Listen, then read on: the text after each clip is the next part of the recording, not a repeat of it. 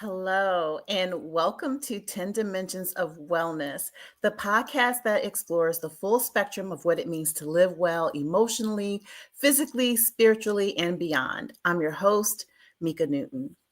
Today's guest is Brandi Rhoden, a licensed clinical social worker, trauma therapist, and founder of Honeybee Wellness and Consulting.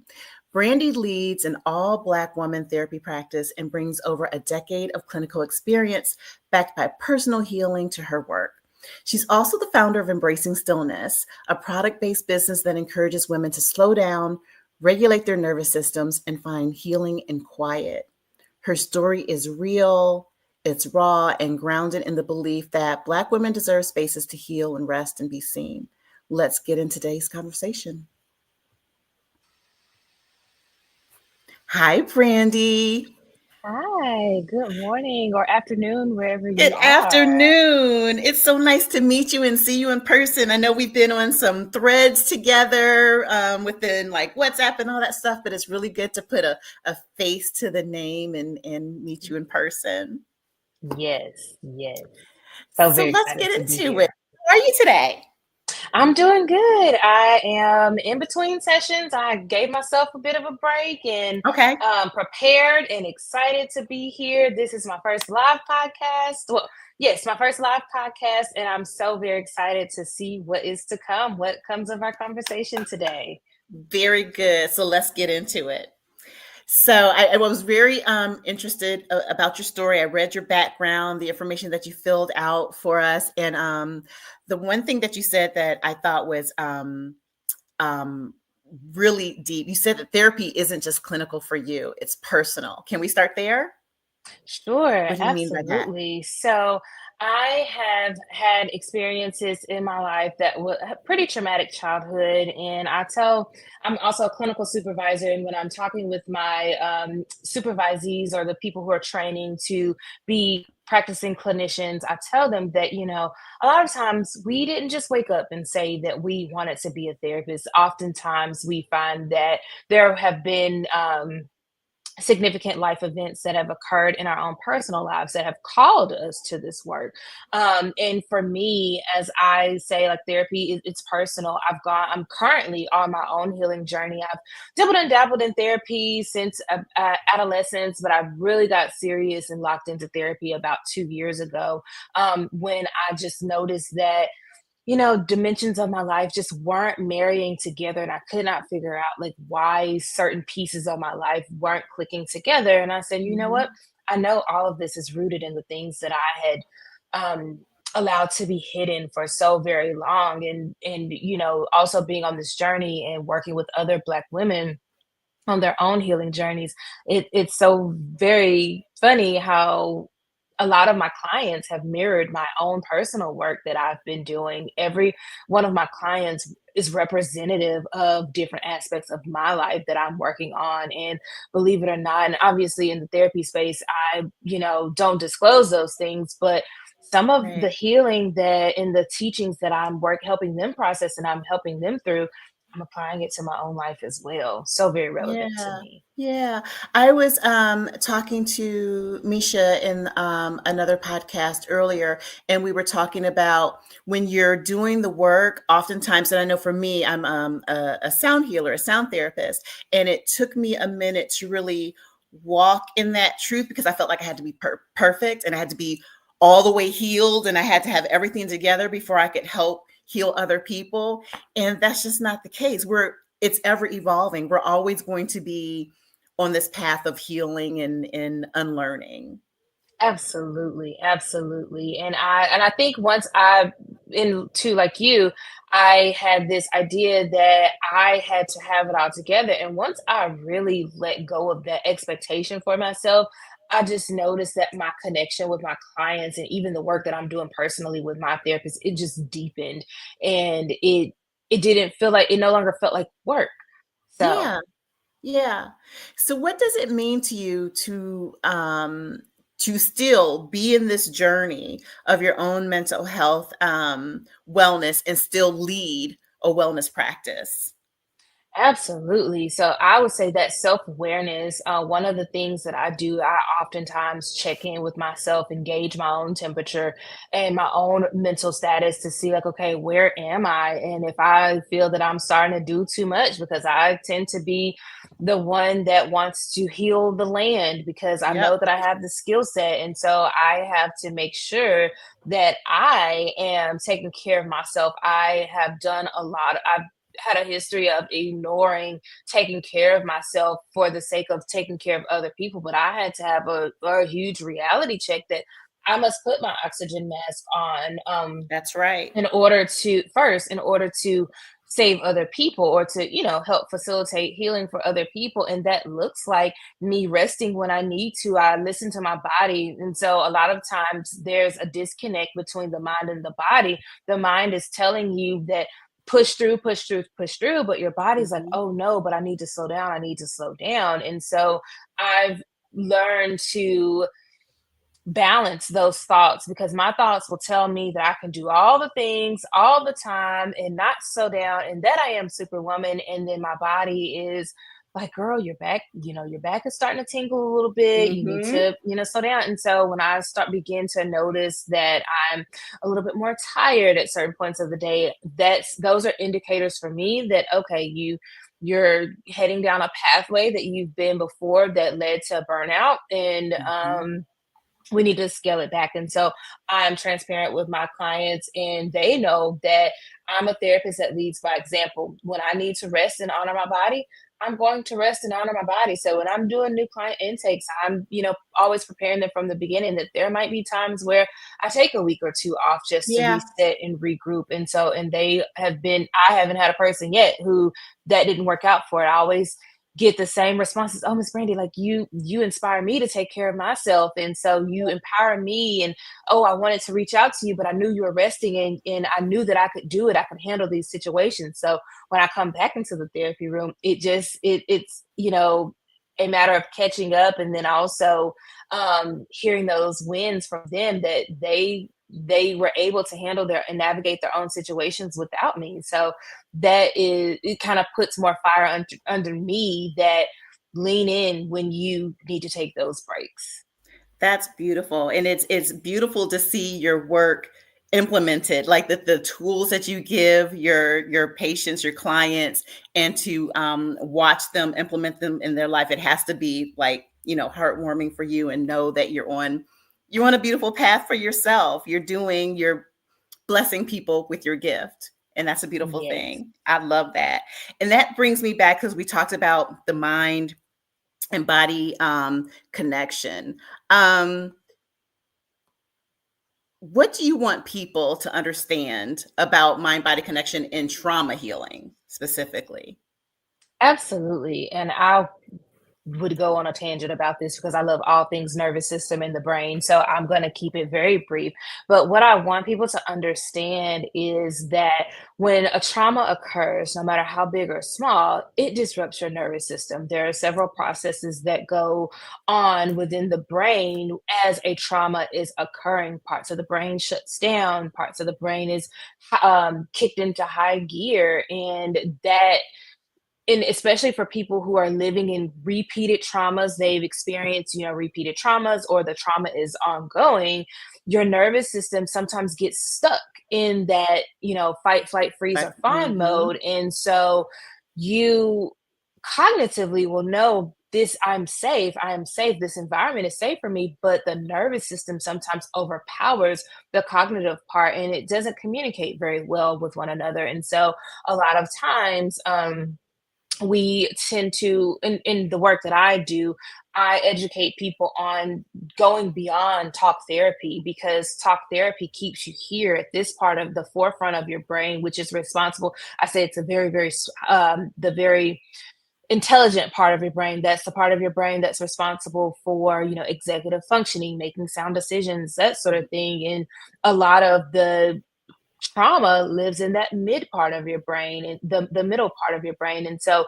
going beyond talk therapy using modalities such as EMDR or brain spotting or sound healing or somatic experiencing therapies that involve movement. So going beyond those therapies that just allow you to think about the why it happened, the talking about, the Mhm. what happened, you're incorporating the use of body in your brain to foster deeper healing.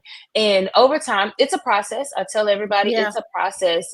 In my training of social workers and other therapists, they sometimes, are confused by why their clients aren't moving as fast as they think they should move. And I tell them, Yeah. you oftentimes are dealing with people who have experienced repeated traumas. It didn't take, 3 to 6 months for their systems to get this way. It will take even longer for them to be able to reintegrate and to feel safe within their own bodies and to trust that their body and their mind will connect and be in harmony and balance with one another so that they can make those sound decisions for themselves. Absolutely. And you mentioned sound healing. I'm actually a sound healer. I'm a sound Hmm. therapist. And I find that I sometimes get clients who want a magic, they want to come to one session and they want everything to be, hunky dory. And I'm like, we can't undo everything that's led you up into your 30 plus, 40 plus years in one sound healing session. And it takes, more, and it takes more than just sound healing. You need all the things to kind of like make All this the things. beautiful, package that's personalized just for you. Um, in order to get where you want to go. So that was a beautiful point that you made there. And I've read that you've been doing this work for over 8 years. And what shifts have you seen in how Black women relate to therapy? Because I know what I see, and I know because I'm probably not probably the first in my family, in my lineage, to even start talking about therapy and talking about self care and things like that. What have you seen over the 8 years when it comes to Black women and their receptiveness to therapy? Sure. So I will be transparent that my work in the behavioral health, mental health space started even before I obtained my licenses and all of that. I actually started this work back in 2013, 2012, 2013, when I was in my bachelor's program, training for psychology and social work. And I was working at a residential treatment facility and for substance abuse recovery. And I will say in my few years of working there, I only saw, I can count on my hand, on one hand, how many Black women I saw in those spaces receiving that sort of healing. But post, graduation, grad, and getting into the clinical work, I am seeing more and more Black women coming to this space saying, like, hey, I don't really know what I need, but I know that something isn't right. And I will also say that a lot of what I am seeing is an increase in women recognizing that they have some neurodiversity tendencies or characteristics.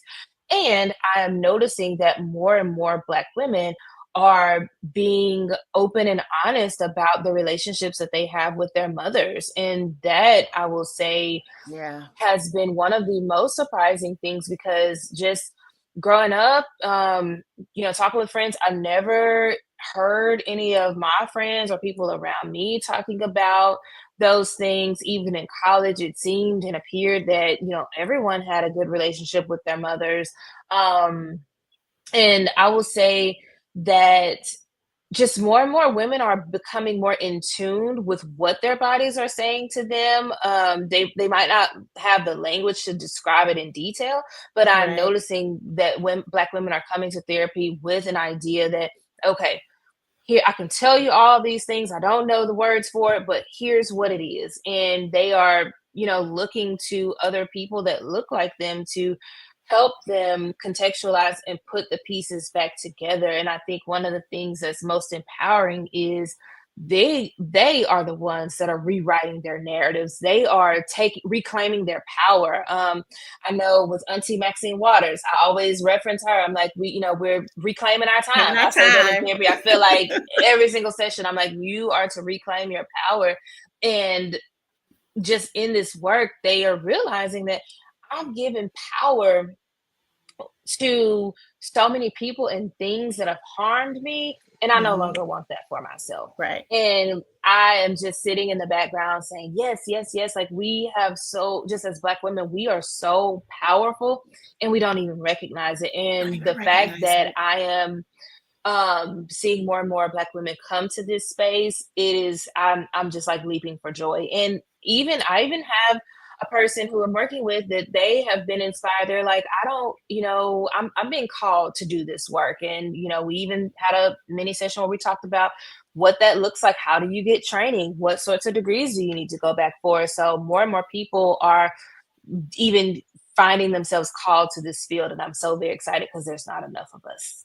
There's not. And I love this for us. I love this for future generations and what it's going to look like down the line when our children and our children's children, you know what I mean? It's like it's healing to even think about what the future could possibly look like, healing all of that trauma and not walking away from the trauma, because there's going to be something. We're going to have something, but to have places and spaces that we can be held and seen and heard in a safe environment where we're not being judged, where we're not, because I know in my generation to even talk about mental health, it meant you were crazy. Or it's like, you don't tell strangers your business. Everything that happens in this house needs to stay in this house. So it's beautiful to see that we're moving past this and we're creating these spaces for us to be and to let things out and to heal, to Yes. heal. And I But just want to shout out to our young people. There are more and more of our young Black people who are, so I'm meaning, when I say young people, I'm meaning under 18, who wow. have that level of emotional intelligence to go to their parents and say, I need to talk to somebody. Right. Don't really want to talk to you. I love Right. you. Don't really want to talk to you. I Uh-huh. need to talk to somebody else that can Yeah. get, that's not in my house, that can give me a perspective and just hear me out. And so Yeah. that is something that I am also, like when you mentioned future generations, it made me think about it. More and more of our young people are coming to therapy on their own free will and not at Yeah. the vices of their parents. Yeah. Yeah. Because it's no longer a bad word or something, a stigma to be embarrassed about or be ashamed about anymore. And we're doing the work for them to be okay to say that they're not okay. And I love that. Absolutely. So you founded Honeybee Wellness, a space led entirely by Black women. I love that. What does that mean to you and why was that important? So I love when people ask me, how did you come up with the name? Like, how did Honeybee get started? Yeah. And one of the things I always say that it initially started out just as a play on the nickname that I developed in college. So all throughout my life, I was Brandi. I never had a nickname. Family didn't give me one, and just when I got to college, people just started calling me B, and I'm like, okay, well, it stuck. And and so when I developed the practice in 2020 as a solo practitioner, I was like, okay, let's do a honeybee, because people would always give me bee themed items. And I thought about it further. I was like, you know what? This is deeper than just a cute, wordplay on my name. I Yeah. thought about it deeper, that at the center of a beehive, there's this queen that is calling all of the shots, and she's female, and she has like everybody has a role and they play their part. But people are looking to her for direction, to lead, and to make sure that the honey is being developed. And we know that honeybees, they are a vital part of our ecosystem. I have been seeing a few articles here and there. We have to save the bees because the bees are responsible for, Yeah. essentially ongoing life when it Yeah. comes to pollination and things like that. And I just thought that, I had the opportunity for afforded the opportunity to create something that can help other people feel like they have a second chance at life, because so many people are alive but they're not living. And But they're when not and my living. hope is that no matter if you're working with me or the ladies that are working under me, that when you come through our doors or in our virtual space, you feel inspired to live again. I love that. Well, speaking of that, can you walk us through what a session or program at Honeybee Wellness might feel like or look like for a first time client? Absolutely. So we do a thorough intake process. So some people we've had some people give us feedback that, oh, it's too much, but we, have to talk to them and explain to them that we want to know as much about you in advance so that we can prepare and know we can prepare for your session so that we can, essentially hit the ground running. Because we know that in this space, people are ready to do the work, especially from the time you get on the phone or send that first initial email, you're essentially ready to do the work. And so we do a Mhm. thorough intake assessment. There's parts where our client is responsible for filling out their portion. And then when we get into more of the complex needs, we wait until you're in the space with the therapist, whether in person or virtually, to ask some of those deeper level questions, such as trauma history, that sort of thing. And we conduct client feedback surveys oftentimes with our clients just to gauge our services and to make sure that we are providing a level of customer service for our clients, and they always say that they felt heard, they feel seen, they feel that they can go at their own pace. And a lot of times when clients get to us, we tend to be their last stop, meaning that Mm. they've tried They've therapy tried before in the everything. past and Hmm. they kind of are side-eyeing us a little bit. It's like, okay, how are y'all different? But once they Yeah. get in and know that our therapists were real, like we follow our clinical training, we go by our ethics and uphold and maintain those standards, but we also bring a level of relatability that most people don't get in the therapy room. And that looks like understanding culture. And even within our Yeah. culture, understanding that your Black household might not have looked like my Black household, but we're Right. going to see you, we're going to validate you, we're going to challenge you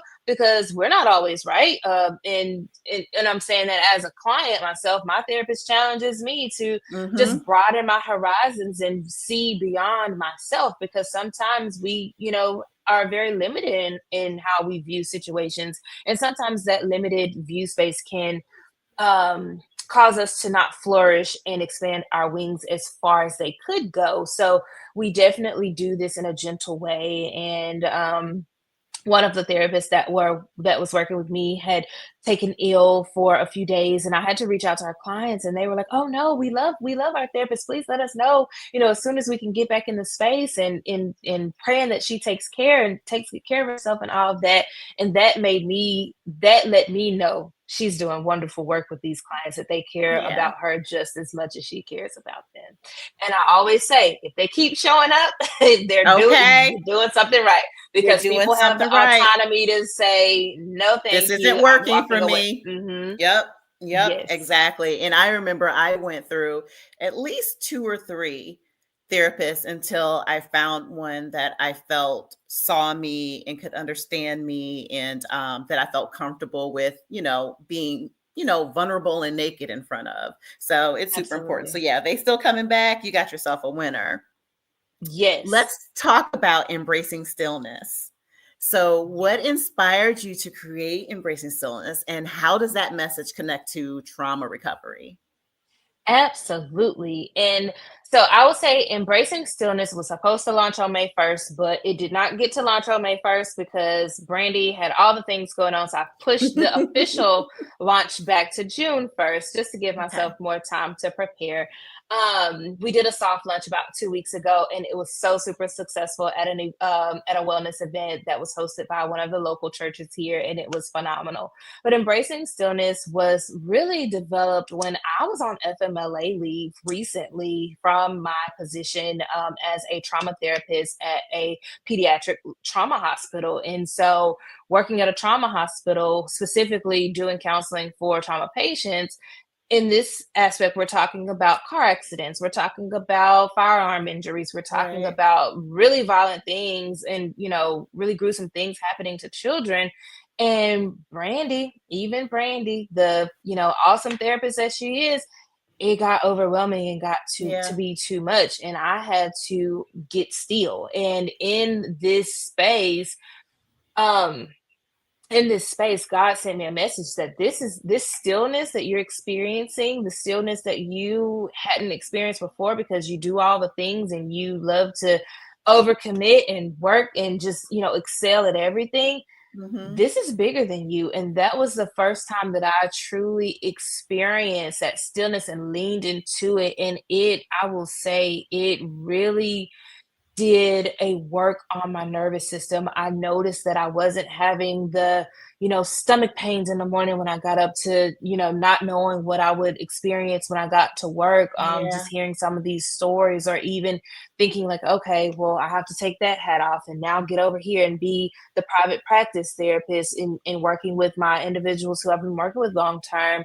Um, it was the first time that I was able to slow down, and I loved it, and I said, "You know what? I could use more of that." And so from that, I developed a new hobby of creating, T-shirts and products, whereas before when I had a T-shirt brand, I was outsourcing that, and I said, "No, this time I need to do something else." I've always been a creative. I've always worked with my hands in some capacity, and so just as I was on my leave, different little messages and sayings would just come in my mind. And I was like, nope, that's a shirt design. That's a shirt design. And so my hope is that every woman who encounters a message, from and wears the branding, that they feel that they can truly be still. And it's just a in your face reminder that I need to slow down, even if that's 5 minutes when I'm at work, even if that's, 30 minutes when I first get off of work, where I shut the world down around me. If you have kids, it's a little different, but we got to learn some Yeah. boundaries. Even with my kids, I have to tell them mommy needs, a few minutes to not hear anything, not even hear my own thoughts. And so to really lean into that, because our bodies, if we don't slow down, our bodies will slow us down It for will us. do And it. you would rather do it than your body slowing you down. Right. Because that's where dis-ease comes into play. Your body's going to say, slow Yeah, down, and it can honey. lead to Yeah. health. It can lead to health issues, Yeah. both short-term and long-term health issues that can be very costly. And one of my favorite YouTubers that I watch all the time, Funky Dineva, he always says you're gonna pay on the front I end or love the him. back end, Oh, yep. or either way you're gonna pay. And I would rather pay on the front end because it's a little less costly. That's right. That's right. There's no hidden fees and whatnot on the front end. You know what it's all about. So, why do you Absolutely. think that stillness is so hard for Black women to practice? Why is it that being still and resting is like taboo, or we feel like it's not deserved? I will say it. Ooh, that's a loaded question, but a very simple answer. We are expected to take care of Mm, everything and everybody. Everyone needs us. We always have the answers. And even think about like going back to the days of slavery, how you mhm. had the mammies on the plantations, where they were not only caring for their children, they were Yep. caring for the master's children, and And breastfeeding other them. And yeah. breastfeeding them as well. So it generationally has been passed down to us that we carry the weight of the world on our backs. And even though you recognize that I need rest, I need to slow down, systems and opportunities aren't in favor of us doing those things. And we have to Right. break, it's our, unfortunately, our responsibility to going back to what I was saying earlier, reclaiming our power, reclaiming our time, and putting our foots down to say, no, this rest is my birthright. We're dismantling what society says that we Yep. deserve or don't deserve, and we are putting it as priority. And I get it, with just certain people, have more opportunities than others to be able to rest and to take those times. But even for the people who have limited opportunities, there are still ways that you can reclaim that time. And so going back to what I was mentioning about people like taking 5 minutes here, 5 minutes there, Yeah. I help the client understand that, hey, even that 5 minutes that you get, where some people might have 5 hours, that is still progress because you had zero time before. There you And go. even now, that person, they're like, every time session they come around, they're saying, Miss Brandi, I was able to get 30 minutes to myself. I was able to get an hour. So they were able to get creative in what rest looks like for them, because there's Yeah. different types of rest. You have emotional rest, you have mental Mhm. rest, you have physical rest. Rest doesn't always look like taking a nap. It can simply look like, Right. I'm not going to speak for an hour. Like, let me Yeah. rest my vocal cords. Let me kind of check out a little bit. Right. So Let me not scroll for a minute Let and me flood my brain with yes. stuff. Yeah, all kinds Yes. of stuff. I feel like there's this wave, like an awakening, and that Black women are just like saying enough, it's Enough is enough. time. Mhm. Yes, and it's like it's like swelled. It's like a chorus. I can almost hear it. And I'm meeting so many people who have all these beautiful practices around um, seeing and caring for and creating safe spaces for Black women. And it's beyond anything I could have imagined, or even thought about 5 to 10 years ago. Like, it's really something that people are just saying, enough is enough. We're tired. Mhm, We're mhm. tired. And it's this collective unity and community in that, just like everywhere I turn, women that I've never seen a day in my life, I'm, on social media and I'm seeing the same collective messages that we are developing hobbies, we are Mm-hmm. getting in tune with nature, within gardening, developing all of these things and really pouring back into us mentally, Yep. physically, spiritually, and emotionally. And I'm here for it. We're here for that. Absolutely. So, what kinds of trauma do you most often see disrupting Black women's ability to rest or feel safe or find balance? I will say, and this may be trigger warning for anyone watching this, childhood sexual abuse is one of, so there's two, childhood sexual abuse and childhood emotional abuse. Those are the number two things that I see in my work that has disrupted my clients' abilities to rest because they have been um engaged in situations where they had no choice but Mhm. to move forward or to move past in order to survive. That's Yeah. all it is survival. Hearing the same negative repeated messages over and over again. And I will like to add that people don't really understand the deep rooted impact that those things, even just, verbally, emotionally, psychologically, what that does to a person. And believe it or not, a lot of my clients struggle when I'm looking at in terms of trauma recovery. I see some of my childhood sexual abuse survivors recover a little bit faster or find their healing, yeah, a little bit faster than the ones that experience the emotional abuse because literally it's like when you hear those same repeated messages over and over again, that stuff develops in as belief systems. And Yeah. for adults, especially if you are of a certain age, hearing those things repeatedly over and over again, it becomes a part of you. So it's like, how do I unlearn that? And it takes a lot of time to undo that. And so when I'm working with my clients, one of my first assessments beyond our general intake assessment is I'm assessing for their self-care and what those barriers are to self-care. And Yeah. we start there. We start with soothing the nervous system and incorporating that as a method of self-care. Because once you begin to feel safe within your body, Hmm. then you can feel empowered to move forward and to dismantle narratives and set your boundaries and things like that. So I'm always looking to help them achieve a sense of safety first. Yeah. That's important. That's important. Yeah, because healing is not going to come, and you won't even be able to hear what your therapist has to say if the body doesn't feel safe. Period. Mhm. It's just not going to happen. But and then that goes back to also reclaiming your power. You talk about this idea of reclaiming your power because it's not just about healing. You talk about taking your power back. What does that actually look like for a Black woman in real life? I'll speak for me personally. That has looked like me saying no, being able to walk away from things that don't serve me well, people that don't serve me well.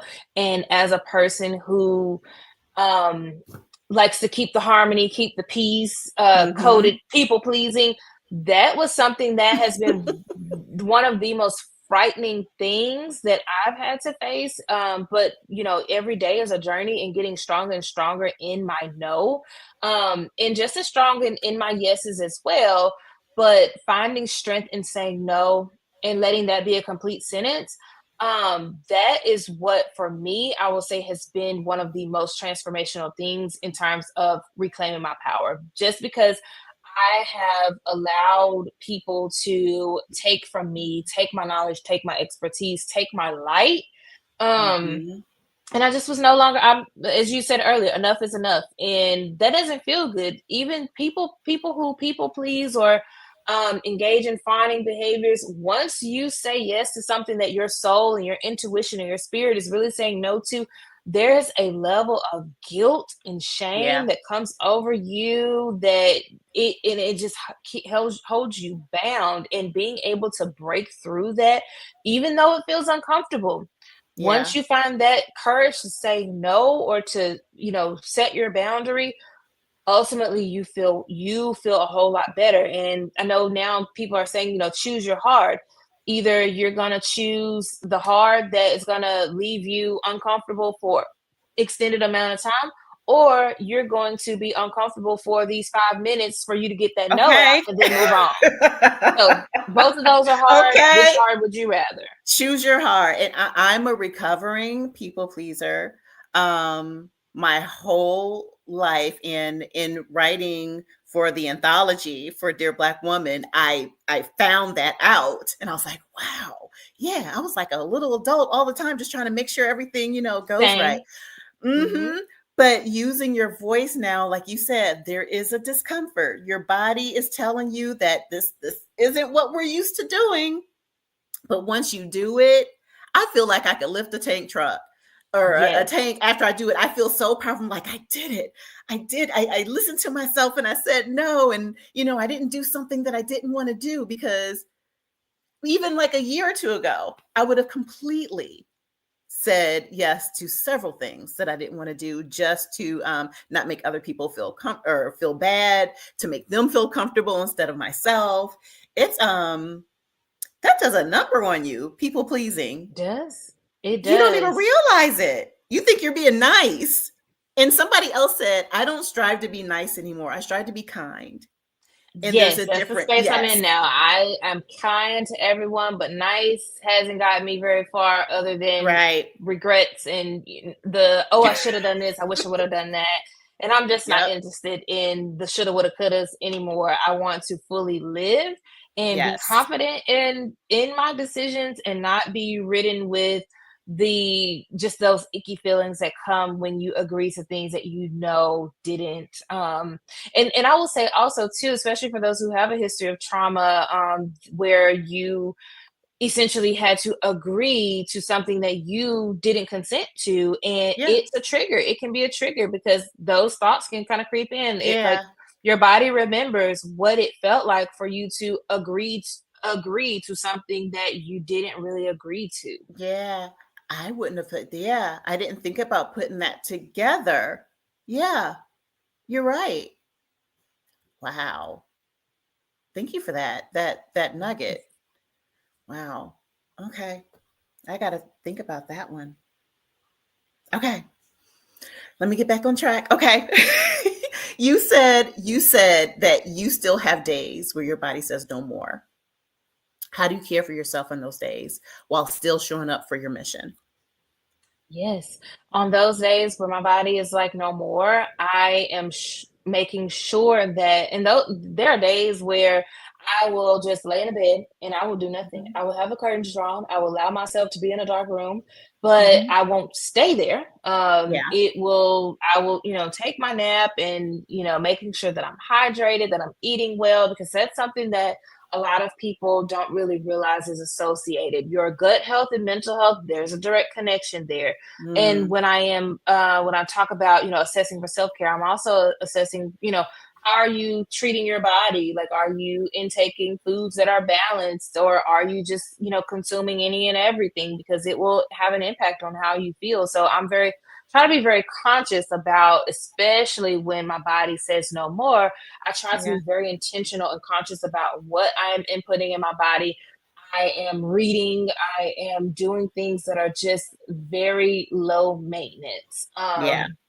And in those, and when I, in when I'm engaging in those low maintenance activities or no maintenance activities, because I love a do nothing day, that's when I feel most inspired because my brain is able to not run Right. 50 miles an hour thinking about the never ending to do list of things that I need to do to keep the business running and to, take care of my kids and do all the things there. It allows me to really be in my creative bag. And that's when I think I feel the most fulfilled, is when I'm able to be creative and think of all these new ideas and create, plan and create. Now, the execution part, I have to have a little help on that, but I can plan and create and just think All of the ideas day. all day long. All day long. All day. I say the same thing to my clients. And the one thing being a sound healer is creating that space for stillness. And I tell them that one of the things you can expect potentially is to get those drop-ins, those ideas, sometimes a direct incoming line from God, like because your brain has time to process And and it to has space. hear. Yeah, Yes. space. So yeah, so doing nothing is productive. I like to say that to people all the Yes. time. Doing nothing is productive. And Yes. we've got to learn Absolutely.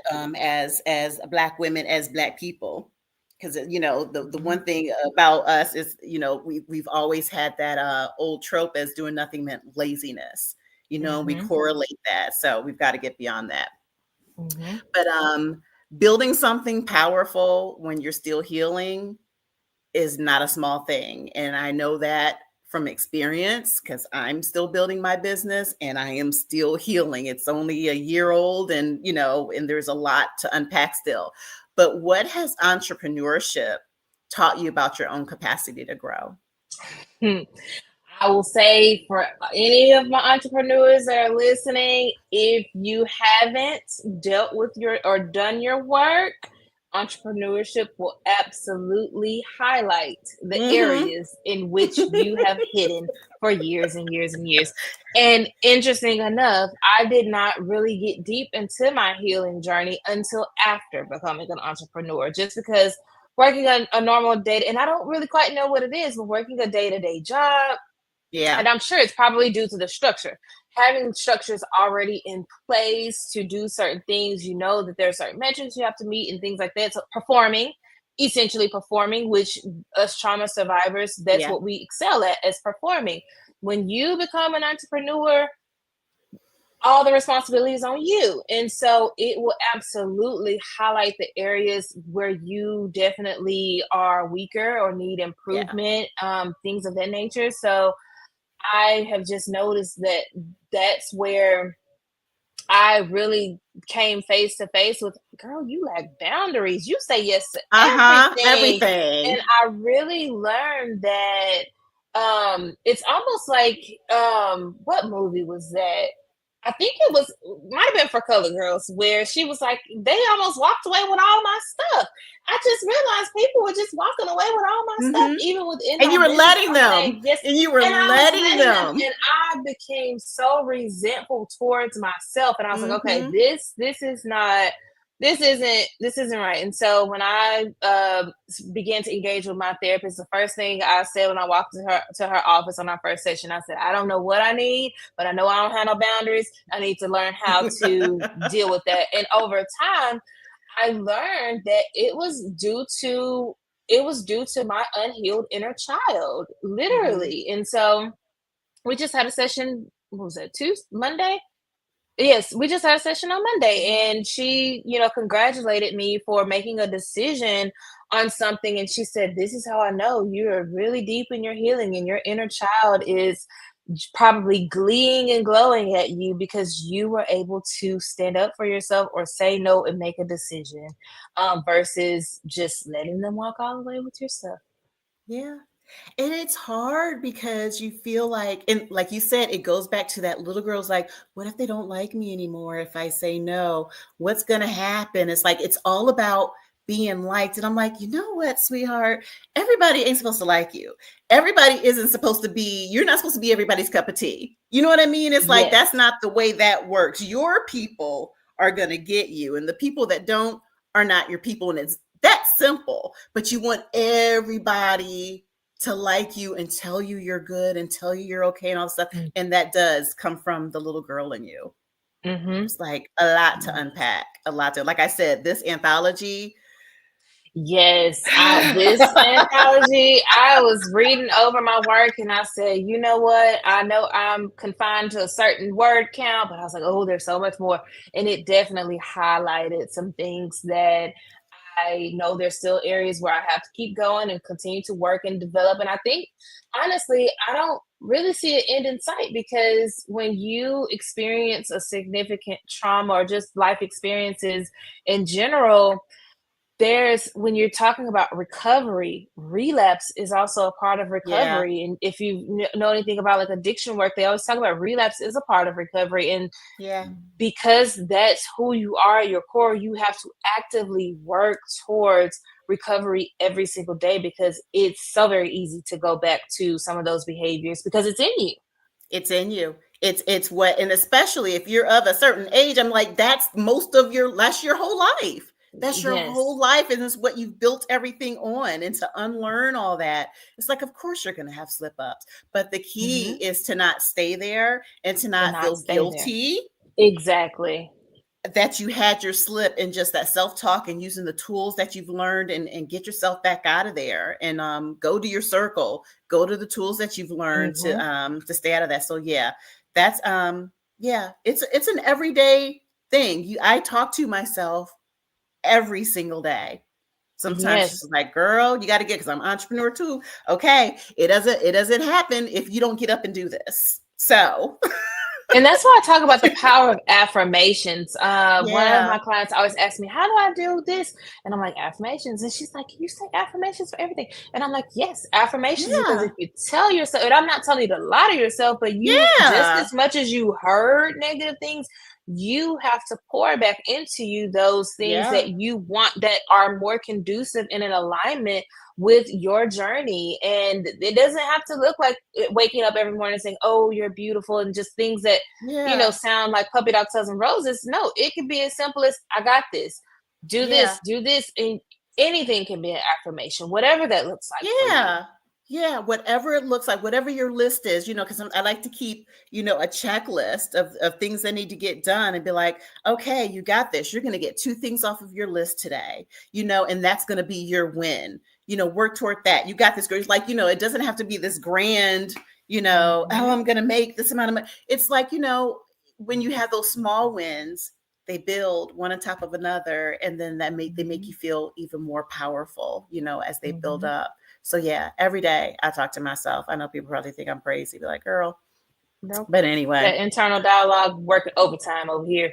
yes. And you have to do it because, like you said, you've been other things, those negative things have been poured into you. You have to, you're the only one that's going to do it. You have to make the choice to decide what goes in here and what goes in here, and what you exude to the world. It's like, yeah, this happened to me, but now it's my responsibility to go in the direction that I want to go.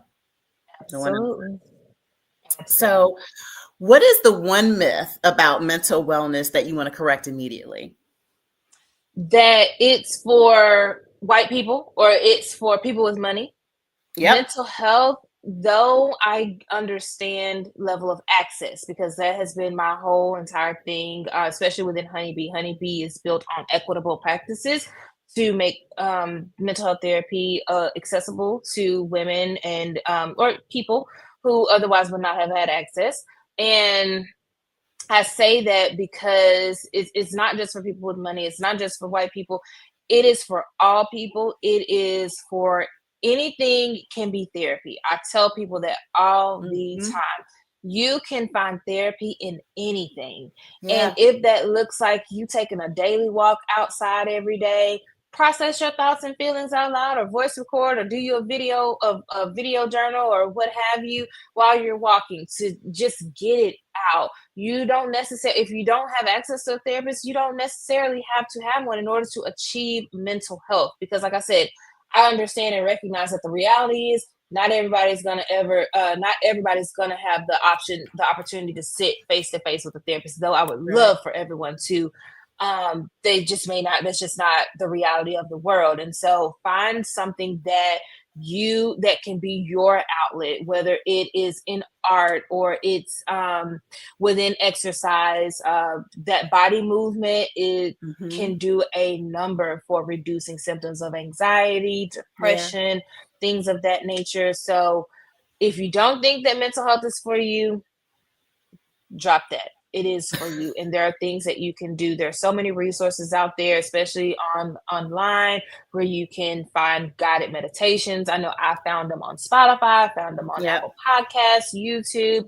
Use what you do have that's within your control, and work towards opportunities to be able to sit in front of a licensed professional. Yeah. Yeah. That's great advice. Thank you for that. So, 5 years from now, when a Black woman looks back on this conversation, what do you hope she remembers most about Brandi? Whew, that you and I are one and the same. I Mm, am on this journey every day for the rest of my life, just as you're on the journey every day for the rest of my life. I am choosing actively every day to keep going. And that's what I want you to do. Choose to keep going every single day. every single day. And my last question, or it's not a question, but a statement, complete the sentence for me. My healing looks like. My healing looks like being authentically me, shedding the Mm, mask, letting go of the expectations from other people and some of those unrealistic expectations I've placed on myself, and be. Just be. Just show just up. be. Just be. I love it, Brandi. I love it. And I love the work that you do. And I don't know you, but I'm so proud of you. And the work that You. you're doing, and the work that you're doing specifically for Black women, we need you. We need your talent. We need your voice. We need your gifts. And I'm so happy that you're here sharing it. Thank you so very much. Absolutely. Now tell everyone how they can find you, your social media, your websites, all of that information. Absolutely. So you can find me on Instagram at honey, spelled out, the letter B, the letter W, the letter C. My website is www.honey, spelled out, the letter BWC.com. I am on Facebook as well at Honeybee Wellness and Consulting. And if you're on Instagram threads, you can find me there as well at that same handle at HoneyBWC. For sharing with us. I loved hearing your story. I loved hearing about your wellness practice and your product. I can't wait for your launch. I'm going to be Yes. watching for it. So make sure you keep us posted. And yeah, thank you so much for sharing your time with me. Thank you. Have a great rest of the day. Well, that was today's episode of 10 Dimensions of Wellness. Deep thanks to Brandi Rhoden for bringing both clinical expertise and lived truth to the conversation. Brandi's message reminds us that trauma may shape our past, but it doesn't define our future, and that healing is both individual and collective. If you want to connect with Brandi, she mentioned her socials. I'll mention them again. You can follow her on Instagram at honeybwc, at B, and that's BEE underscore EL underscore ARE, or at embracingstillness.co. Or you can visit honeybwc.com. And remember, your stillness is not laziness, it's a powerful practice. Doing nothing is productive. Take care and keep building toward wholeness. Thank you.